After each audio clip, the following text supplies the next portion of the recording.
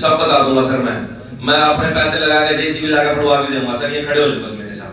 हमारे गांव की सर ये है ना, मतलब मेरी जमीन का मामला नहीं है, जमीन तो मैं बेच के चला जाऊंगा। इस बात का ये उसकी तकलीफ है, इस बात की गरीब आदमी सर प्लीज सर, गरीब आदमी है ना सर, एक वोट नहीं है, उसकी जिंदगी है, वो जीने का अधिकार रखता है सर। मैं यही बात कर रहा हूँ, मेरे पास तो जमीन है 2 किले, मैं बेच कर 6 करोड़ रुपए की चला जाऊंगा, लेकिन जो मेरे गांव में जिनके पास जमीन नहीं है, जो गरीब व्यक्ति है सर, वो कहाँ जाएगा? उसके पास तो खाने की रोटी नहीं है बेचारे के पास।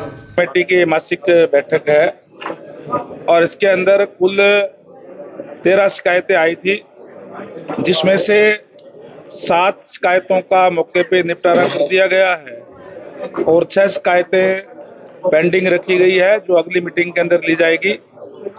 इस मासिक बैठक के अंदर जो भी हमारे यहाँ के लोकल जो लोग हैं अपनी समस्याएं रखते हैं और सारे हमारे प्रशासनिक अधिकारीगण, डीसी साहब, एसपी साहब और सारे अधिकारीगण बैठ करके उसका निपटारा करने का काम करते हैं। उसी के लिए आज हमारे सारे विधायकगण और मैं यहाँ पे आकर के लोगों की ये ग्रीवेंसी सुनने का काम किया है। पटवारी को सस्पेंड किया गया, क्या मामला? एक जो शामली गांव और एक अमोपुर गांव का मामला था, जिसके अंदर जो जमीन है वो गैर मुमकिन थी, उसके अंदर कोई खेती वाली जमीन नहीं थी और उसको पटवारी द्वारा लोक नहीं किया गया और उसमें कोई ईश्वर सिंह नाम का जो व्यक्ति है जिसने जमीन अमोपुर गांव की लीज पे ली हुई थी और उसने, क्योंकि जब लीज पे वो जमीन लेता है तो ओटीपी सरपंच के पास जाता है, पंचायत के पास वो जमीन जो है पंचायत मालिक होती है उसकी, इसलिए उसने ओटीपी दे दिया, लेकिन उसने गलत रजिस्ट्रेशन करा करके, ज्यादा रजिस्ट्रेशन करा करके और उसमें जीरी दिखा करके वो सेल करने का काम किया है। ने जो इस पटवारी ने जो कोताही करी, उसने उसमें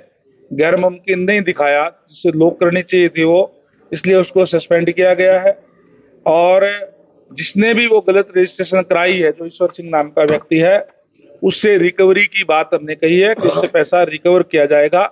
उसने गलत तरीके से कार्रवाई की है, अगर वो रिकवरी नहीं देगा तो उसके खिलाफ एफआईआर दर्ज की जाए। चलो ये तो जो भी जांच का विषय होता है, अगर किसने धमकी दी है क्या है उसकी जांच तो पुलिस हमारी करती है और कोई भी डायरेक्शन वो तो जो भी मिली होगी उसको तो इम्प्लीमेंट किया जाएगा। जो भी एसवाईएल का मुद्दा फिर से उठ रहा है, अभी तक केंद्र सरकार के द्वारा कुछ भी नहीं किया गया। देखिए एसवाईएल की जहाँ तक बात है, हरियाणा का ये हक है और ये बहुत पहले मिल जाना चाहिए था और पंजाब के अंदर आम आदमी पार्टी की सरकार है और भगवंत मान जी जो इस एक प्रदेश के मुखिया है, संवैधानिक पद पे है, उनके द्वारा समय समय के ऊपर गलत बयानबाजी, असंवैधानिक मैं कहूँगा बयानबाजी करने का काम वो करते हैं, वो नहीं करनी चाहिए। पंजाब का छोटा भाई हरियाणा है, एक ही प्रदेश से अलग अलग प्रदेश बने हैं।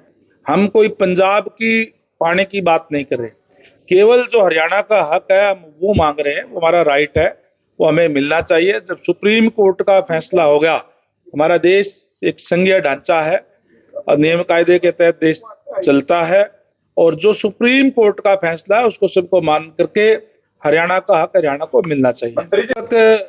भारतीय जनता पार्टी की सरकार बनने से पहले कांग्रेस की सरकार थी और इस देश पे भी और प्रदेश के अंदर भी लंबे समय तक कांग्रेस ने राज किया, लेकिन उन्होंने जो जो वायदे लोगों से किए वो सरकार आने पर फिर वो भूल जाते थे। उन्होंने हमेशा कहा कि कांग्रेस का हाथ गरीब के साथ, लेकिन जब सत्ता में आ गए तो फिर उनको गरीब दिखाई नहीं देता था, वो अपने वायदे पे खरे नहीं उतरे। इसलिए आज चाहे वो गरीब है, चाहे व्यापारी है, चाहे किसान है, चाहे कमेरा वर्ग के लोग हैं, वो सारे के सारे भारतीय जनता पार्टी के साथ आ गए हैं और उनको वोट चोरी दिखाई देते हैं। भारतीय जनता पार्टी जो कहती है वो करती है और उसके बाद अगले चुनाव में जाती है। उसी का परिणाम है कि आज देश के प्रदेश के लोग आदरणीय नरेंद्र भाई मोदी जी के नेतृत्व पर विश्वास करते हैं, भारतीय जनता पार्टी में विश्वास करते हैं।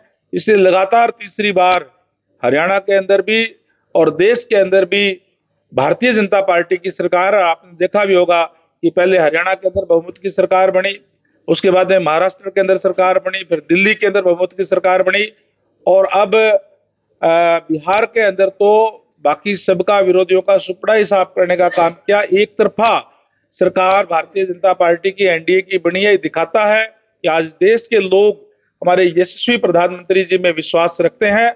और जिस तरीके से विजन हमारे यशस्वी प्रधानमंत्री जी का है कि 2047 जब आएगा तो देश विकसित राष्ट्र होना चाहिए, और तेजी से हमारा देश उस तरफ बढ़ रहा है। मौसम